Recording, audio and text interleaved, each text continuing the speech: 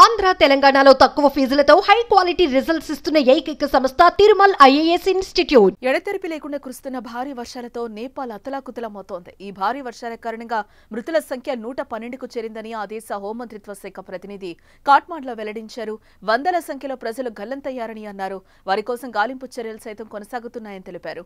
గురువారం నుంచి కురుస్తున్న భారీ వర్షాలతో దేశవ్యాప్తంగా ఉన్న నదులన్నీ ఉప్పొంగి ప్రవహిస్తున్నాయని చెప్పారు. దాంతో వివిధ ప్రాంతాలకు వరద నీరు పోటెత్తడంతో లోతట్టు ప్రాంతాలన్నీ జలమయమయ్యాయని అన్నారు. అలాగే భారీ కొండ చర్యలు సైతం విరిగిపడ్డాయని పేర్కొన్నారు. దాంతో బాధితులుగా మారిన దాదాపు 3000 మందిని పునరావాస కేంద్రాలకు తరలించినట్లుగా వివరించారు. ఇక దేశవ్యాప్తంగా రవాణా వ్యవస్థ ఎక్కడికక్కడ దాదాపుగా స్తంభించిపోయిందన్నారు.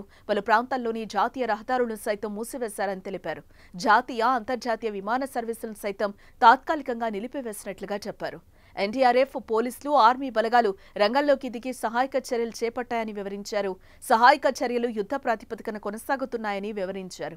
అందులో భాగంగా రహదారులపై భారీగా విరిగిపడిన కొండ చర్యల శిథిలాలను తొలగించే కార్యక్రమం జరుగుతోందని వివరించారు. ఇక ఈ భారీ వర్షాల ప్రభావం నేపాల్ రాజధాని ఖాట్మండ్ వ్యాలీపై తీవ్ర ప్రభావాన్ని చూపిందన్నారు.